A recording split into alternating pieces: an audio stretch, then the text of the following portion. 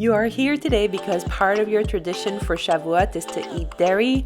Well, you are at the right place if you want the best, most rich and fluffy, decadent Shavuot cheesecake recipes. And at the end of the video, please stay tuned as I will share with you what to do if your cheesecake does not come out the way you wanted. And of course, if you like this kind of content, all about simplifying yet leading a more meaningful Jewish life, please consider subscribing. So let's jump into it. In your food processor or in a bowl, add 15 graham crackers and turn them into crumbs. You can also use Oreo cookies or Lotus cookies. It's also delicious. Make sure you stop and scrape off the side of the bowl to avoid having big pieces of cookies in your crust. Add 1/3 cup of packed brown sugar, 6 tablespoons of melted unsalted butter, mixing it until fully combined, stopping frequently to scrape down the side of the bowl. Half a teaspoon of salt to reveal all the flavors, a teaspoon of lemon zest to add another dimension to your cheesecake, and it will balance the sweetness of the filling. Mix everything together, and if you don't want to stop your food processor to scrape down the walls, no problem. Just give it a good shake and let out all your anger.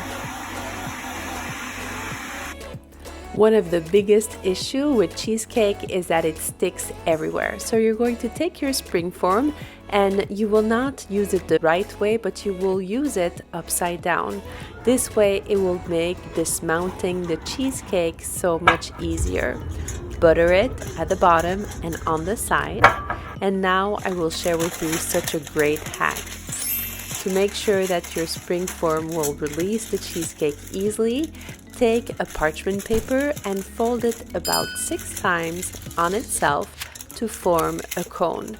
Now measure from the tip of the cone to the edge of the spring form and cut it just a bit shorter to make sure that it will fit perfectly. Another pro tip is for you not to forget to lock in your spring form once that you've had added the bottom, because otherwise it will spill out all its content on the counter. Believe me, I did it. Add the crust mixture of your cheesecake at the bottom of your spring form. It should have the consistency of a wet sand.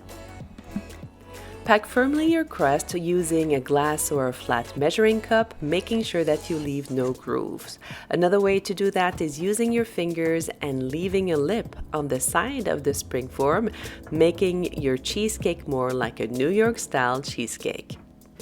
Put your crust in the oven at 350 degrees Fahrenheit for about 8 minutes or until golden. For the filling, use your mixer with your paddle attachment, and if you're using your beater, always use it on low speed. You will need 40 ounces of full-fat cream cheese at room temperature. Mix everything together. Then add 1 1/3 cup of sugar. Mix until combined. Add 3/4 teaspoon of kosher salt. Then a teaspoon of vanilla extract. And then 5 large eggs that you will add one by one. One of a pro tip is to use the square containers to be able to let them go one by one in your mixture to save time. It's foolproof and it really is magical. At this point, your filling for your cheesecake should be nice and thick. Add 1 cup of sour cream to increase the silkiness of your cheesecake. It's time to add 1 tablespoon of lemon juice. That will just add another layer of complexity to your Shavuot cheesecake. Mix everything together. At this point, the filling for your cheesecake should be runny. This is what you're looking for. The crust is now ready and cooled down. You can see that it is nicely golden. Before putting the filling inside the spring form, you will cover it with a triple layer of aluminum foil, folding it on the edges first and then creating the horns that will help you carry it, and also to make sure that the water from the water bath will not come inside. You should have about 1 inch in height of boiling water in your roasting pan for your bain-marie. Put the roasting pan with the boiling water in the oven and keep the spring form. Pour the filling in the crust. Don't worry if the filling almost reaches the top of your spring form. It's normal. Smooth the top of your SHAVUOT cheesecake and bake it for 45 minutes at 350 degrees Fahrenheit. Then lower the oven to 325 Fahrenheit for another 30 to 40 minutes until the top is golden. When you take out your cheesecake from the oven, put it on a cooling rack and your cheesecake should be jiggly in the middle. After 20 minutes of cooling, use a paring knife to liberate the side of the cheesecake. It will make the unmolding and releasing of the cheesecake way more easy. Let it cool fully, then put it in the refrigerator overnight or for at least 4 hours. Before cutting your cheesecake, put your knife in boiling water, then wipe it dry. That will allow you to make perfect slices. Repeat the process with every cut of your cheesecake and enjoy your perfectly light, fluffy cheesecake for SHAVUOT. But what to do if your cheesecake does not come out the way you wanted?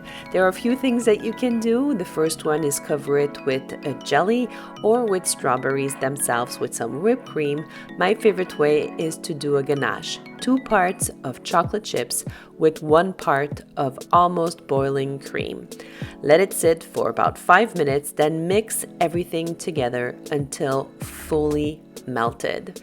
Then again, leave it aside for about 5 minutes so it can thicken, and it is going to be ready to pour on your cheesecake. You can pour it over all your cheesecake or simply do a drip. Add some fruits to decorate or to further cover up the messes, and voila, you are ready to eat your perfect and delicious SHAVUOT cheesecake. I would encourage you to watch these 2 videos as a follow-up. Please don't forget to like, share, and subscribe to this channel as it helps this channel grow and reach more and more people just like you who wants to simplify yet lead a more meaningful Jewish life. Until next time, I'm going to wish you a chag sameach, a happy SHAVUOT, filled with laughter, joy, and health. And until next time, stay safe, stay blessed, and don't forget to frum it up.